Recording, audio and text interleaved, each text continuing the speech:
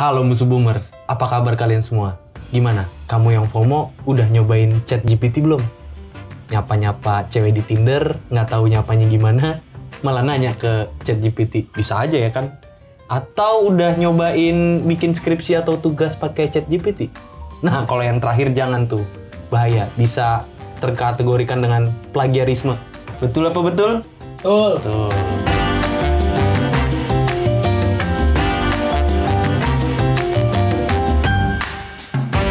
Jadi ngomongin soal ChatGPT atau artificial intelligence lah yang sekarang lagi banyak diomongin nih, banyak banget yang ngerasa resah gitu, terutama kayak pekerja kreatif, reporter, wartawan ya, pekerja media tuh kayak ngerasa khawatir kalau ini profesinya akan tergantikan oleh artificial intelligence atau teknologi gitu. Nah, padahal menurut gue sih nggak juga ya, karena butuh interpretasi untuk ngebahas sebuah fenomena, nulis gitu kan. Nah, tapi gue nggak tahu juga nih, kita perlu nanya-nanya sama wartawan sama atau reporter aslinya nih, namanya Mbak Leni, temen gue dari Kata Data. Halo. Jadi Leni mau nanya dong, Len, lu di Kata Data di tim redaksi bukan? Iya benar. Itu kegiatannya ngapain aja tuh? Ya biasa. Kegiatan yang ngapain? Nulis berita, bikin berita, nyari berita, nyari isu, nyari masalah. Lu di topik apa maksudnya? Nyari masalah. Di Twitter tuh banyak banget masalah. Iya, nyari masalah tiap hari. Terus aku di topik apa ya, bahas topik. Maksudnya aku di des apa gitu? Di Kata Data des digital. Jadi ngebahasnya kayak teknologi, terus ya semacam ChatGPT, terus gadget, pokoknya semacam-macam itulah. Pas nih, karena ngerti digital dan teknologi nih. Tapi lu sebagai wartawan, reporter gitu, ngerasa ChatGPT itu ancaman nggak buat lu? Awalnya ya, pas awal-awal muncul ChatGPT, terus teknologi makin canggih, diri gue sendiri tuh ngerasa gue tuh umurnya 20-an gitu kan. Terus teknologi berapa nih? 20-an kayak nggak 23 gitu kan. 23, okay. Terus teknologi sekarang masih udah canggih banget gitu kan. Terus kedepannya gue mau jadi apa gitu. Kayak takut, ada sebuah ketakutan yang kayak kedepannya apakah gue masih ada potensi buat gue berkarir kah atau gimana. Soalnya dari gue kuliah pun udah kan gue kuliah jurnalistik ya. Jadi saat itu pun udah rame itu loh yang namanya robot jurnalistik. Robot jurnalistik ya. Iya, kayak gitu. Terus kayak beberapa media juga ada yang make itu gitu kan. Di China. Gitu kan. Jadi sampai belakangan ini yang sampai ChatGPT viral itu juga ngerasa khawatir. Cuma dengar dari beberapa ahli gitu kan. Maksudnya kan gue juga berkomunikasi gitu ya sama ahli. Terus baca-baca juga berita tentang mereka yang membuat AI-nya sendiri tuh gimana sih pendapatnya tentang kemusnahan manusia gitu kan. Nalar manusia sudah tidak ada lagi gitu. Terus mereka bilang nggak mungkin lah gitu, maksudnya peradaban manusia bakal hancur lah kayak gitu. Terus gue jadi kayak yang bikin teknologinya aja manusia, masa iya kita sebagai manusia kalah sama teknologi gitu kan. Nah, kalau lu pribadi yang sebagai reporter nggunain ChatGPT nggak? Kalau gue buat nulis atau berita, AI lah gitu. Kan ada banyak tuh, ada ChatGPT atau AI yang buat visual gitu kan, buat ilustrasi atau video kan sekarang udah ada tuh. Nah, lu pernah nggak pakai itu, dan kalau pernah apa yang lu pakai? Pasti pakai tiap hari gitu kan. Serius? Iya. Jadi kan AI itu kan bukan cuma ChatGPT kan, ada yang live transcribe. Oh iya benar. Iya itu. Oh itu kalau lu lagi wawancara terus lu pakai si live transcribe itu? Record audio sama live transcribe juga kan. Jadi kayak gini, kalau misalnya, tapi itu juga tergantung sama artikulasi si pembicara gitu kan. Jadi kalau artikulasi dia ngomongnya bagus, ya hasilnya juga bagus. Kalau enggak ya kita harus dengerin lagi, rapihin lagi. Berarti kayak gitu. sih kalau dari live transcript itu dia masih ada celahnya, maksudnya nggak sempurna gitu, tergantung pelafalan dari orang yang ngomong itu pelafalannya bener atau enggak, jelas atau enggak gitu kan, intonasinya gitu-gitu ya. Oh, terus selain itu? Selain itu Google Docs. Kan Google Docs kan ada yang kalau misalnya kita salah ngetik, terus ada perbaikannya itu kan. Check spelling gitu ya? Iya betul itu. Itu kan juga termasuk AI gitu. Oh iya, jadi kita selama ini tuh banyak karena populer, yang lagi pembahasan yang populer itu AI itu ChatGPT, jadi orang tuh mikirnya tuh, wah AI tuh ya ChatGPT, AI yang kita bayangin tuh kesana gitu, padahal sebenarnya tuh AI itu udah pernah kita gunain gitu, mungkin dari kuliah gitu kan udah pernah digunain gitu.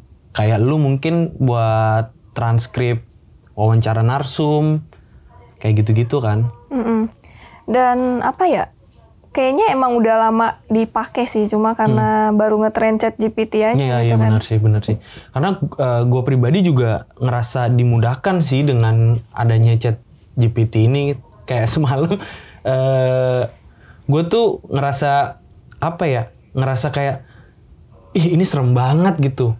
Karena gue nulis skrip buat video gitu kan. Terus gue lagi stuck gitu kan, nih kira-kira referensinya apa. Gue nyari referensi di ChatGPT. Terus gue komen promptingnya tuh tolong buatkan saya naskah video 45 detik trailer buat program Factory gitu kan. Terus tiba-tiba itu kan video naskah itu kan yang gue minta itu kan, bayangan gue itu dia butuh nalar, butuh perasaan gitu kan, butuh dirasain gitu.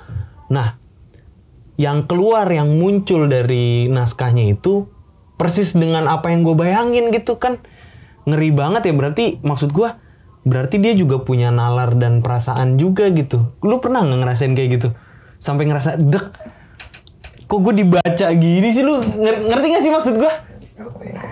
Tapi bukan cenayang kan? Iya bukan cenayang. Sampai baper gak lo sama AI? Iya. Tapi iya sih, kadang penggunaan kayak gitu ngerasa sih ada yang apa nih? Pokoknya ada yang dia kayak pinter banget itu ngerasa. Iya pinter banget gitu, sampai kayak punya nalar. Biasanya kan kalau teknologi yang mungkin masih 2010-an, masih awal-awal 2000-an lah, itu kan biasanya template gitu ya. Tapi ini tuh punya kreasi, dan kalau lu masukin prompting yang komennya sama gitu, tapi kata-katanya beda, hasilnya juga akan beda kan. Ngeri banget gitu maksud gua. Tapi lagi-lagi, lu ngerasa nggak itu sebuah ancaman? Kalau tingkatannya itu sampai kayak gitu? Kayaknya enggak deh. Ada, tapi mungkin kayak 70-60% lah enggak. Enggak jadi ancaman. Tapi gimana kitanya bisa memanfaatkan AI-nya tersebut ke pekerjaan kita sendiri. Jadi lebih maksimal. Kerjaan lu jadi maksimal gitu. Iya. Nah, kenapa alasannya enggak?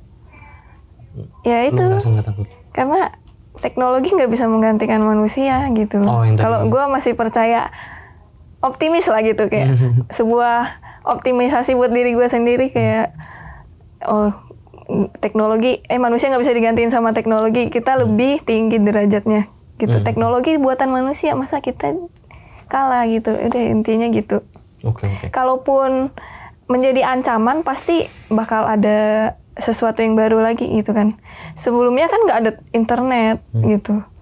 Terus ada internet, sekarang semua pakai handphone, jadi ada penggunaan yang baru gitu kan. Ada habit baru lah. Oh iya, muncul ketika ada teknologi yang ngerubah perilaku manusia, maksudnya yang signifikan gitu. Berarti habit manusia juga berubah gitu ya. Dia akan menyesuaikan kondisinya gitu, dan teknologi. Iya benar. Beradaptasi lah kayak gitu kan. Iya benar juga sih. Jadi kalau dibilang ancaman ya kayaknya enggak, tapi kita harus berdampingan gitu sih. Jadi kan nggak mungkin inovasi kita halang-halangi kan. Inovasi orang dihalang-halangi buat maju kan nggak bisa dihalangi. Kemajuan teknologi juga nggak bisa kita hentikan gitu. Iya benar. Jadi bagaimana kitanya yang harus mengikuti perkembangan zaman gitu kan. Beradaptasi juga ya. Iya benar.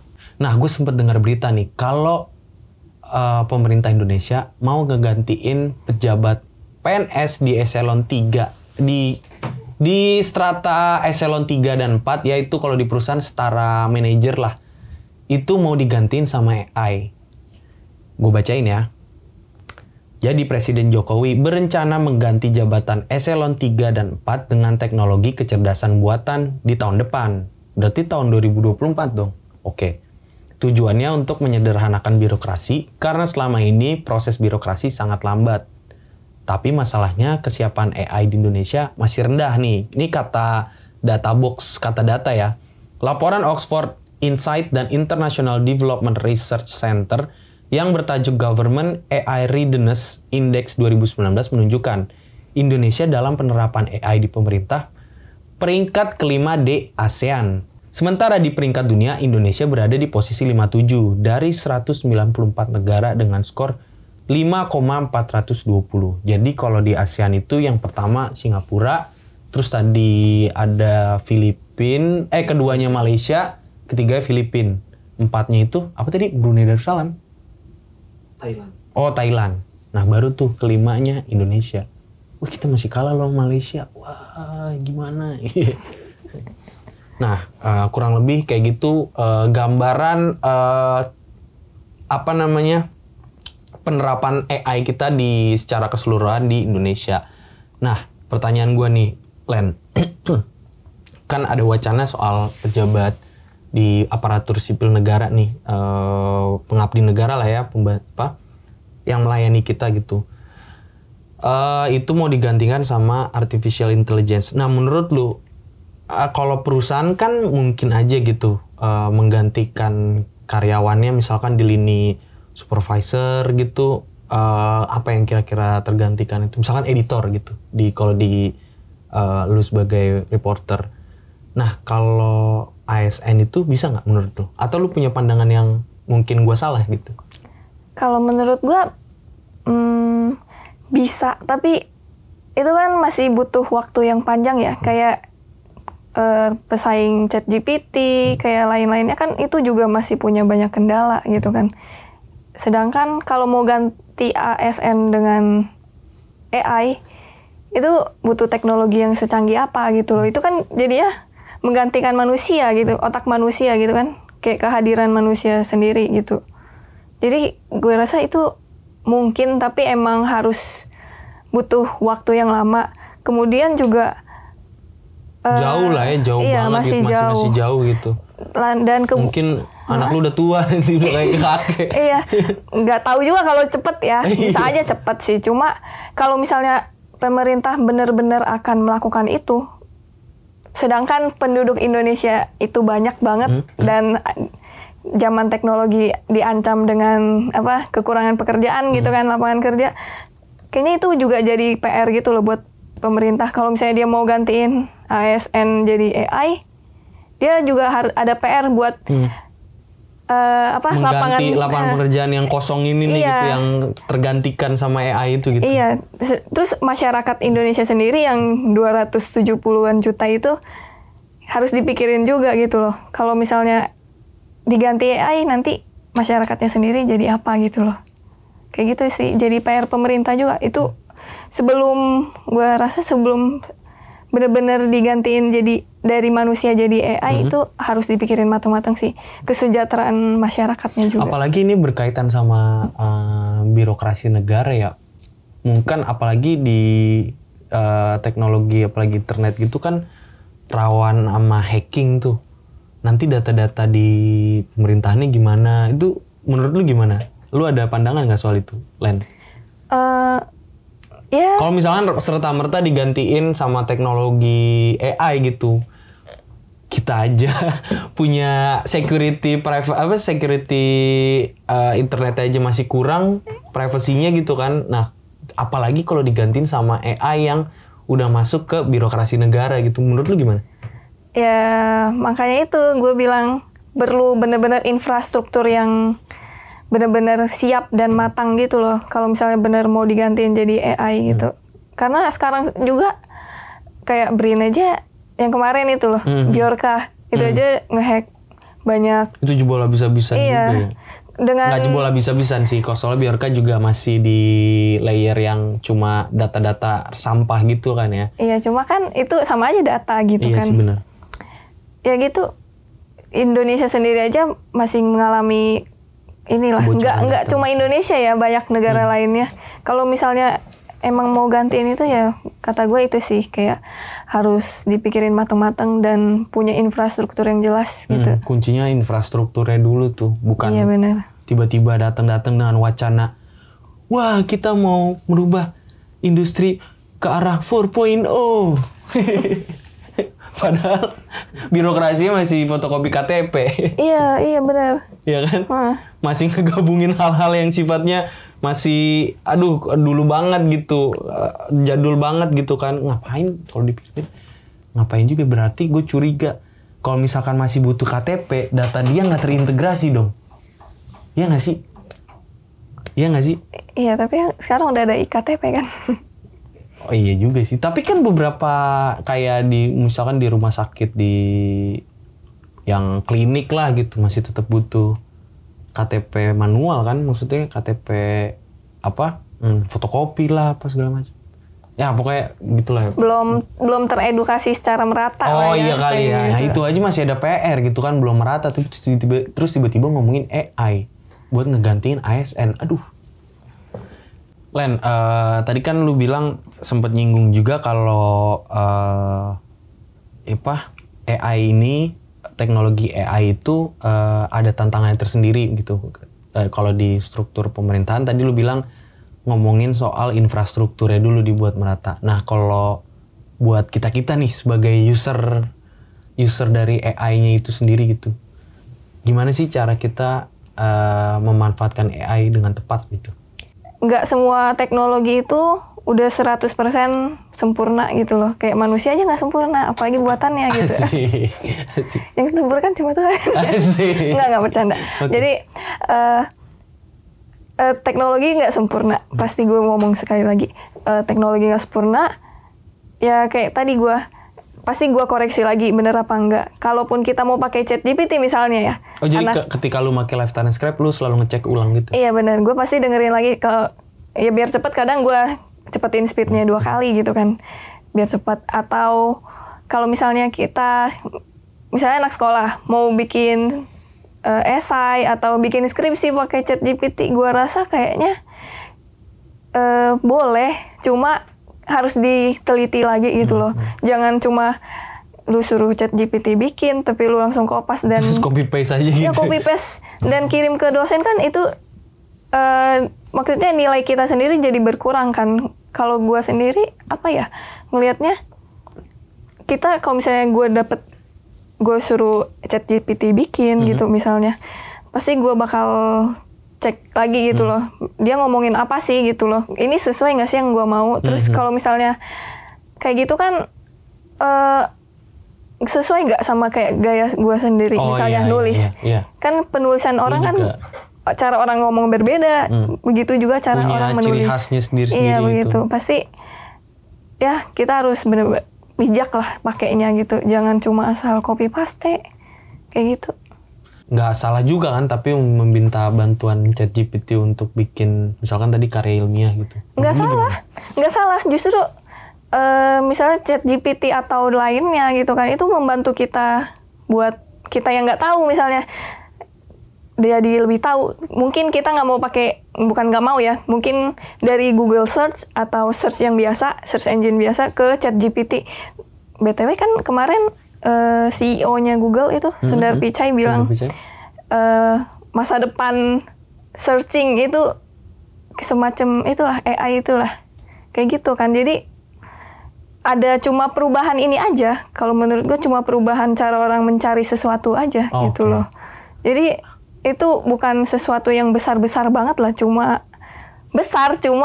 kitanya emang harus ngikutin dan berkembang Beradaptasi. juga gitu. Kalau misalnya dibilang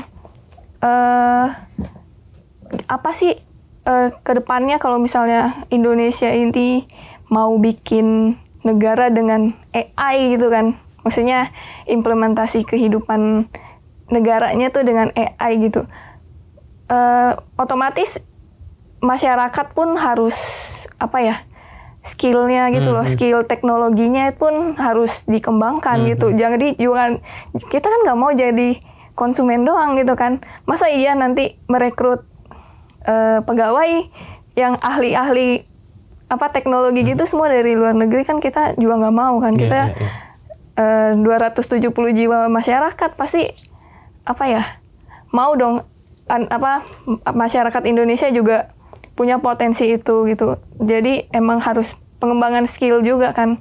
Jadi dari salah satu deh yang gue bilang tadi, bijak menggunakan AI dan teknologi lainnya, itu tanemin ke diri sendiri, dan skill-skill lain kan itu harus jadi juga. kayak semakin mudah kita mencari informasi, kita juga perlu ningkatin skill juga untuk menelaah atau memahami informasinya itu tadi gitu ya. Oke. Dan cara menggunakannya harus lebih bijak. Betul juga sih. Kalau enggak, konsekuensinya adalah value dari kita tuh bisa turun dan kalah gitu sama AI-nya itu sendiri gitu. Jadi nggak kreatif, semuanya mungkin template gitu kan. Ya justru kita yang jadi robot gitu kan. Iya benar. Mas, emang pernah nggak sih kayak ngerasa, kalau gue sih pernah ya, kayak ngerasa waktu gue make teknologi apapun gitu kan, gue ngerasa ih canggih banget ya aku, gue nggak bisa ya kayak gini. Gue tuh kayak ngerasa agak kalah sama teknologi. Masa iya dengan kita langsung pakai minta dari teknologi secara instan, kita pakai blek gitu kan. Mungkin, emang nggak malu sama diri sendiri? Iya benar gitu juga sih. Mungkin kalau case kecilnya tuh karena gue dulu sempat belajar fotografi, lu pakai otomatis fiturnya tuh. Jadi kayak lu nggak mengeksplor atau nggak berusaha memahami ini tuh cahayanya seperti apa, terus bukaan lensa tuh berpengaruhnya kayak gimana gitu kan ya. Akhirnya lu jadi nggak memahami, nggak bisa memaksimalkan kameranya itu sendiri gitu. Oh iya benar juga ya. Iya gitu deh. Perspektifnya adalah teknologi membantu pekerjaan manusia, bukan sebaliknya. Manusia membantu pekerjaan teknologi. Toh teknologi kayak AI butuh kita juga kok untuk ngasupin informasi bank data mereka. Oke, thank you Lenny atas obrolannya. Lumayan membuat insight ke gue sendiri buat lebih bijak pakai teknologi. Gitu aja obrolan Gen Z tergencet kali ini. Jangan lupa follow, komen, dan subscribe YouTube Kata Data Indonesia. Dan jangan lupa follow podcast ini nih di Spotify dan Noise. Dadah.